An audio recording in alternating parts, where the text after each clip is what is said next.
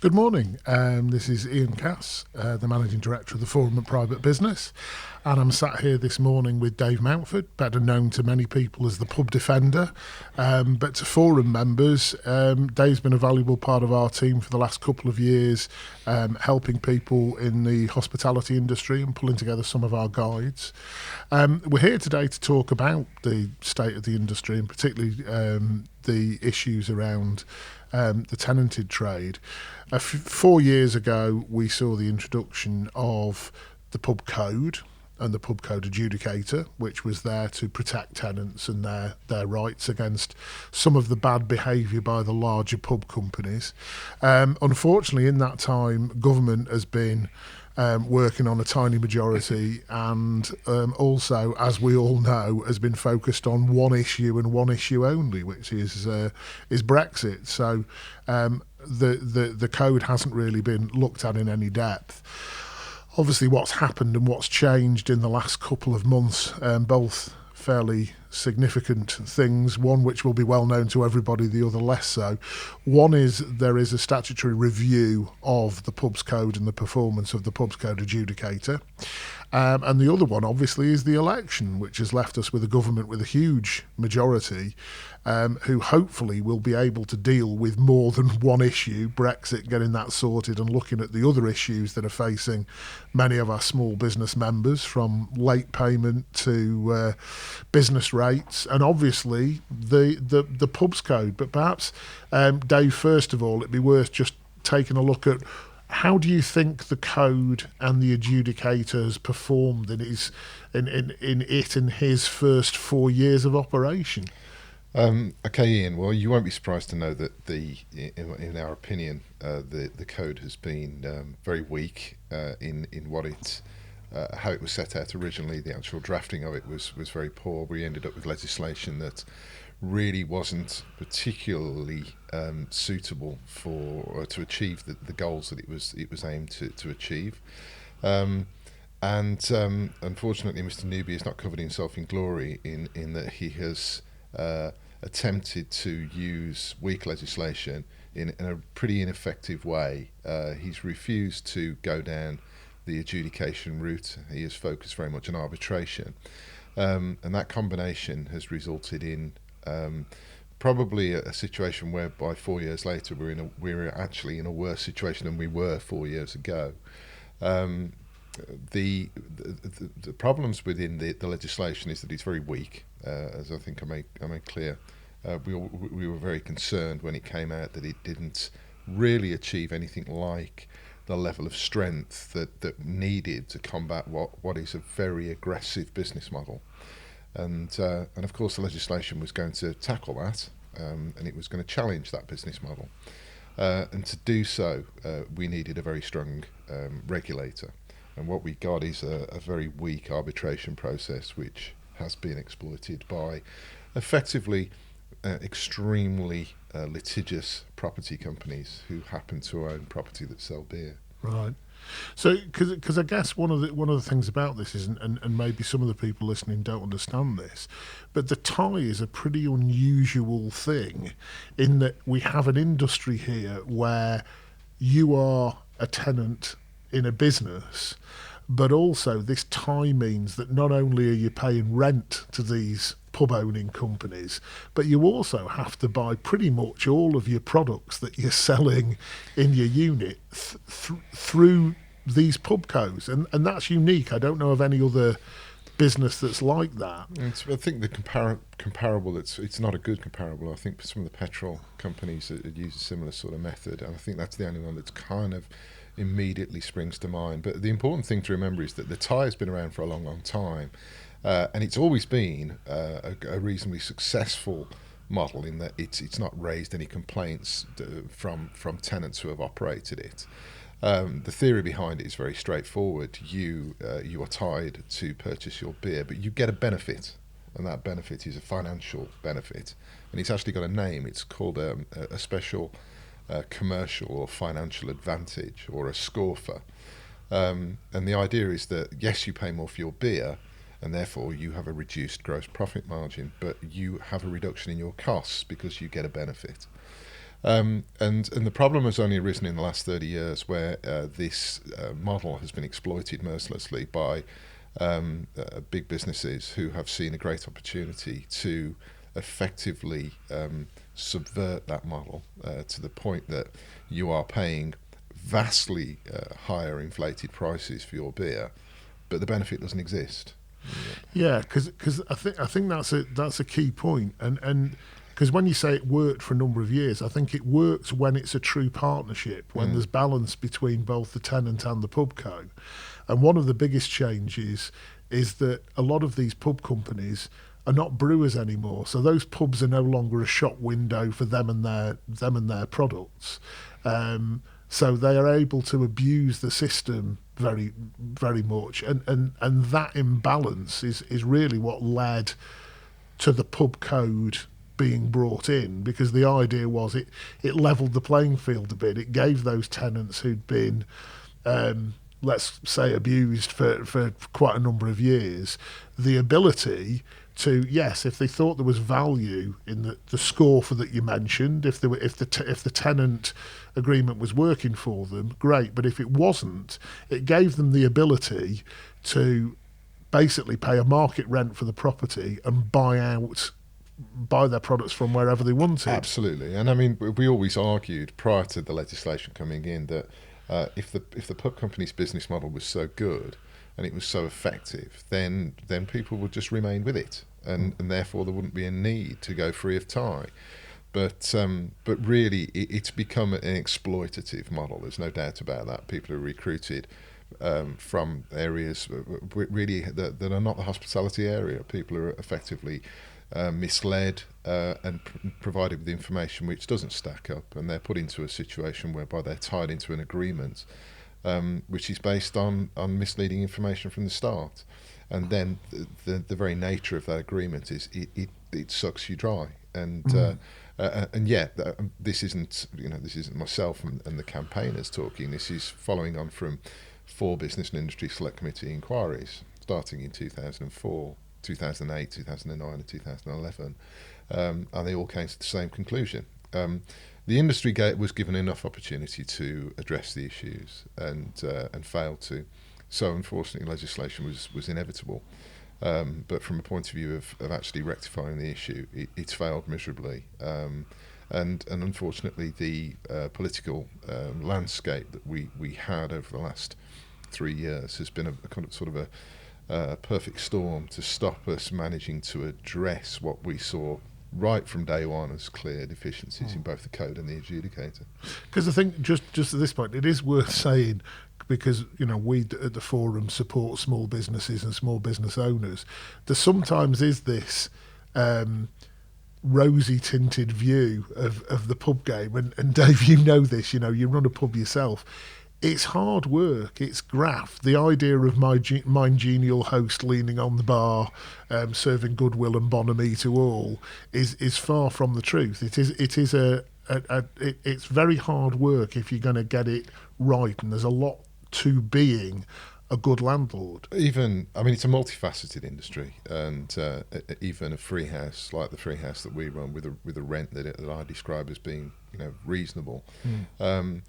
You do have to focus on the business all the time, and I've often used this example, and I think it's quite a good example. When I kind of took a break from campaigning for 6 months about 4 years ago, just concentrating on the business increased my GP by about 3.5%, which was a considerable amount of money to us, and that demonstrates quite clearly that you have to be on the ball all the time. You have to focus on the business to an extent that if you do take your eye off the ball, then you can start to lose money very quickly. And the problem with the tide model is you are a great deal of the time permanently fighting a battle with your supposed business partner. It is an extremely challenging industry. There's no doubt about it, and it covers a variety of different skill sets that you have to have.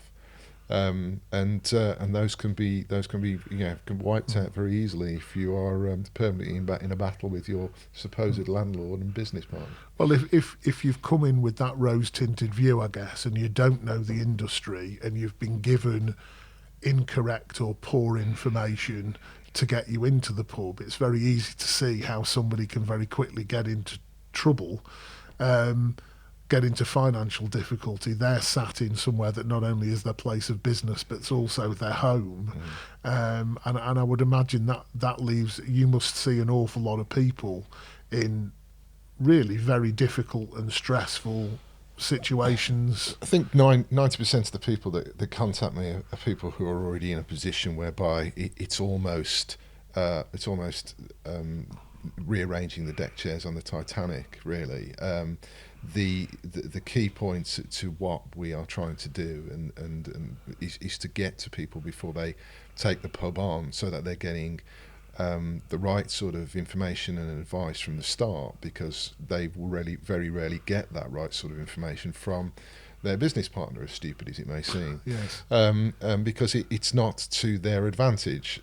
However, that's a balance, because what we don't want to do is just say don't take a Thai pub, or just don't take a pub at all. We want to be supporting people at the start, so that that path is a little bit easier to navigate. And we think that's probably the easiest way and most effective way of changing the mindset of the industry, which at the moment seems to be more geared towards getting people in, trying to get as much money out of them, kicking them out and getting somebody else in. And then after a period of time, that leaves you with a pub that is run down and worth very little, which is then sold off for a car park or social housing. I guess that really is a key point to this. In my earlier business life, you were always taught in negotiations, the key to a negotiation was a win-win deal. And I guess the tenancy model used to work when both sides, both the pub owning business and the tenant, it was about win-win. That balance seems to have changed, where these large pub owning companies are going in with a win-lose point of view on things, and that really is a huge problem for the industry. I think the tragedy of this is the fact that the business model that the businesses, the property businesses as I described them, operated, was so effective that a number of the brewers have copied it. Right. Because it's put simply, it's easier to recruit anybody, put them in the pub and get it ticking over. And in the hope that might work, but if it doesn't, it doesn't really matter because there's somebody else to come along. It's easier to do that than it is to actually recruit true entrepreneurs with catering backgrounds and skills to run the pubs in a way that we would hope all pubs should be run, and because that sort of level of investment on people takes time and effort and money. Yeah. So, and in many respects, the business model I describe is exploitative, because once you've signed up to that agreement, as you quite rightly put it, it's not just your business, it's your home. And quite often you have family and you have all of those pressures that you have to maintain. So you'll always buy your beer, you'll always pay your rent, because you know that the agreement will kick you out very quickly if you don't do those things. But everything else goes by the wayside. The investment in the property goes by the wayside. You quite often are forced in a situation whereby your VAT starts to stack up behind you and your business rates go unpaid and your utility bills are unpaid. And a lot of people who we see going bankrupt don't go bankrupt because they owe money to the pub owning business. They go bankrupt because they owe the money to other people, quite often the government. Yeah.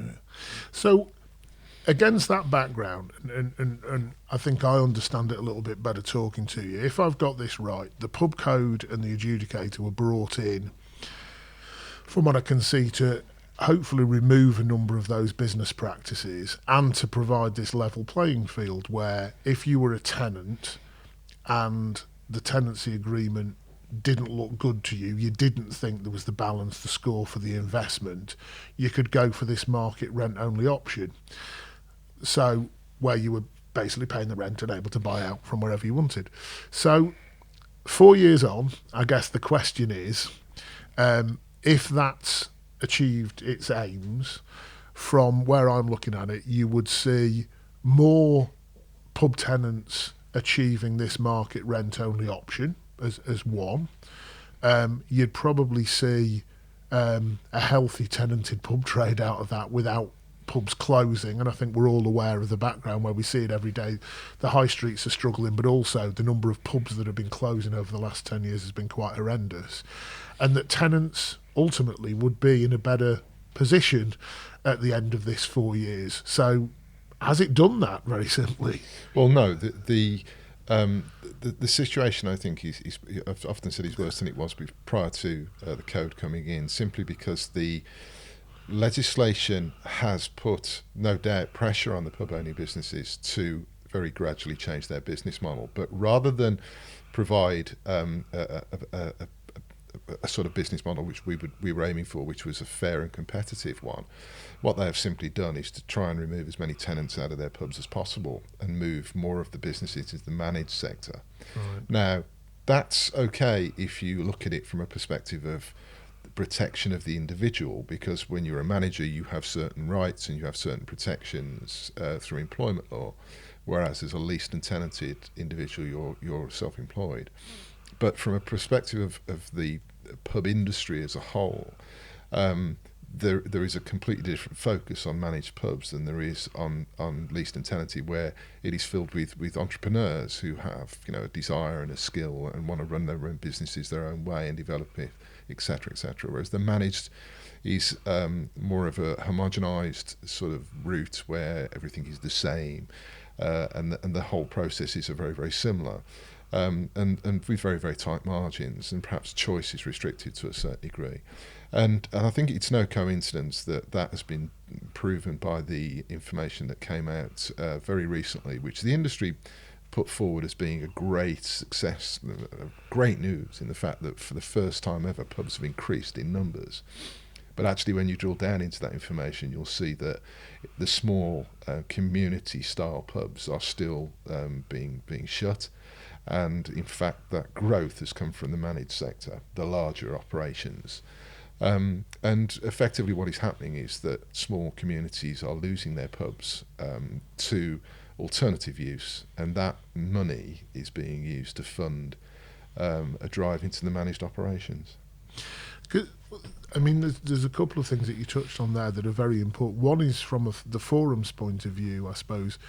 We are there to support and help small businesses, and from what you're saying, it sounds like a number of perfectly viable small businesses are being closed down through no fault of their own.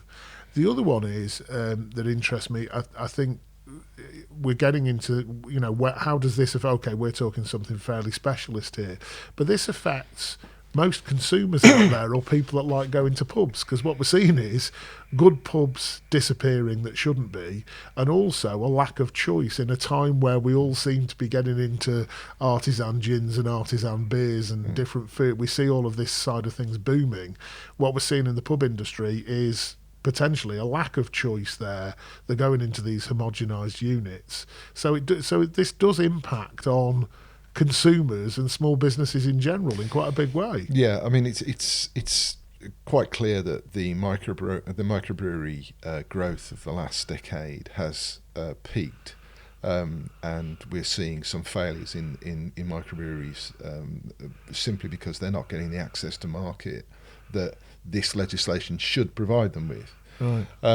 So that is something that's very, very clear, and that's one of the reasons that, you know, we really try and work in the free of tie industry.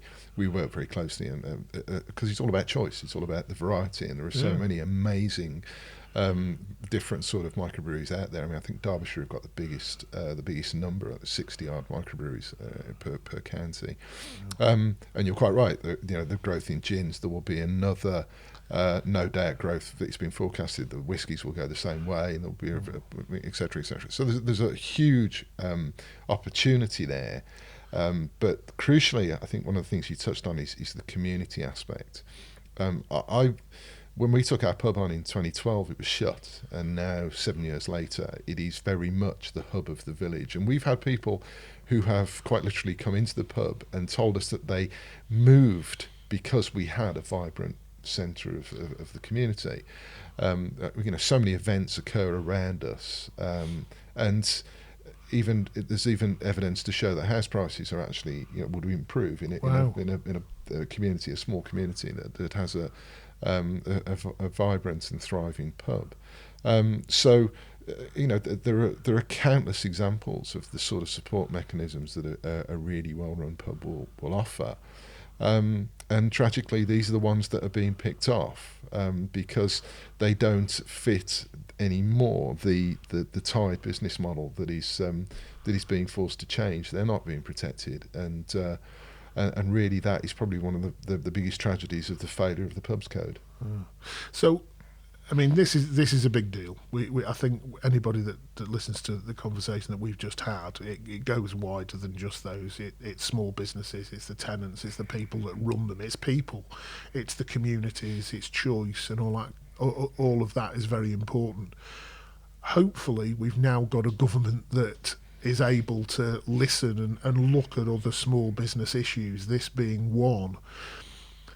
What, in your opinion, do the government need to be, this review is going on, what do they need to change? What are some of the solutions that they could put in place to make sure that this code does what it was supposed to do and its adjudicator is doing the job that Parliament intended? The code makes it available to the tenant the ability to go free of tie through the market rent only option, and that comes at certain trigger points, the most common being a rent review. The simple way of explaining it is it's in two phases. The first one is the contract, and the second one is the rent. And the problems that we see and the things that are taking the time are in the contract stage, because the pub companies are insisting on the contract being done through a new agreement, which is costly, and it also gives them the opportunity to put lots of deeply unpleasant terms into it.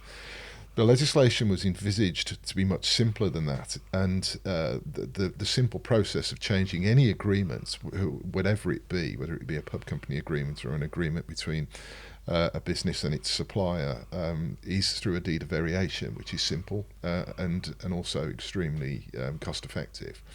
But because the code was silent on that issue, the pub companies have taken the initiative and decided it's got to be done through a new agreement. And the challenges to that have been extremely lengthy, and they've been also very costly to the tenant to go through that process, because any delay costs them money. So straight away, really, the clarity should be that the whole process should be simply the severing of tied terms, because that's what it's all about. The current agreement you keep, all the contents of it you keep, except for anything that relates to the tie. That was the objective. That was how it was envisaged, and unfortunately that didn't come to pass. The second aspect is the rent, and at the moment the rent is assessed by what are described as independent assessors.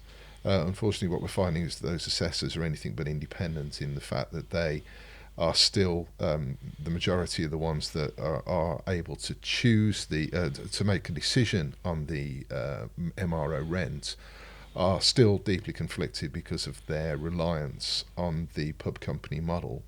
Many RIC surveyors of the Royal Institute of Chartered Surveyors have a very small group of people who are predominantly surviving on the work given to them by many of the regulated pub companies.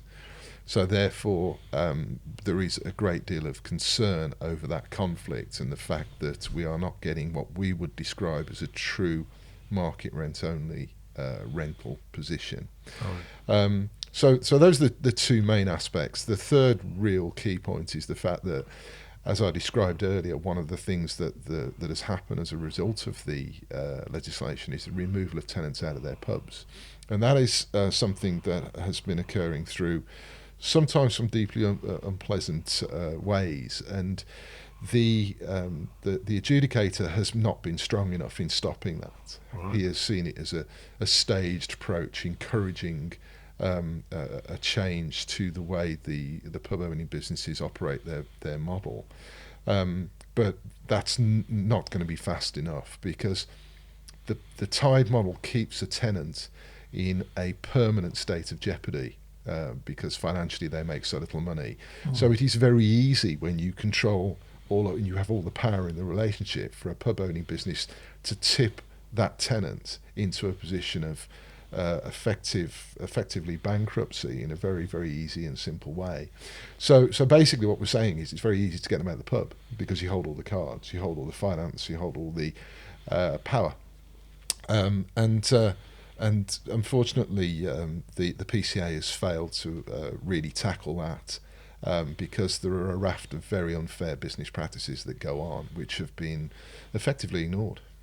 So to be clear, those business practices, that was one of the reasons the code was brought in, to remove those bad business practices. That's exactly right. And the PCA should be working as a champion for the tenants, making sure that the pubcos are very aware that they should cease and desist in those practices, and that hasn't happened. And the tragedy is that during the drafting of the legislation, when people like myself and I was at every single meeting of during the negotiation of discussions between BEIS, Business Energy and Industry Committee, the Business Energy and Industry Department and stakeholders, during that stage we continually said, this will threaten them. They will react badly. You need to be ready on day one.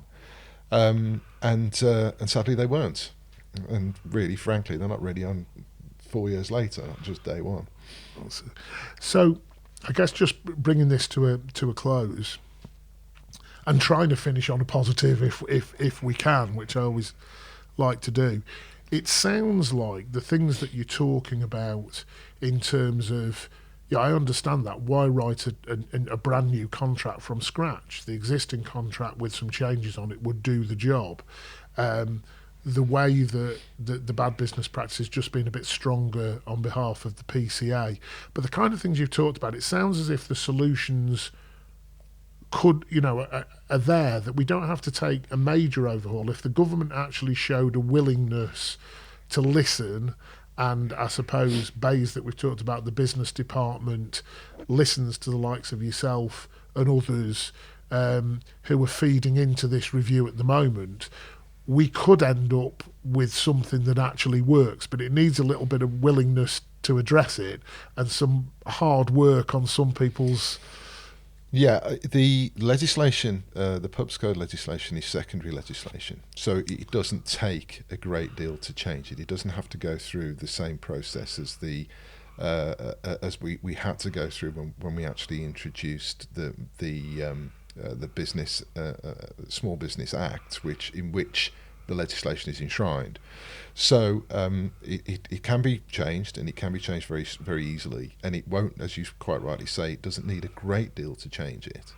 And really, on occasions, simple changes of wording will be good enough, but it does have to be specific and it does have to be correct, because these pub companies are expert litigators and they can exploit the slightest miswording of any sort of legislation to their advantage, as we have seen.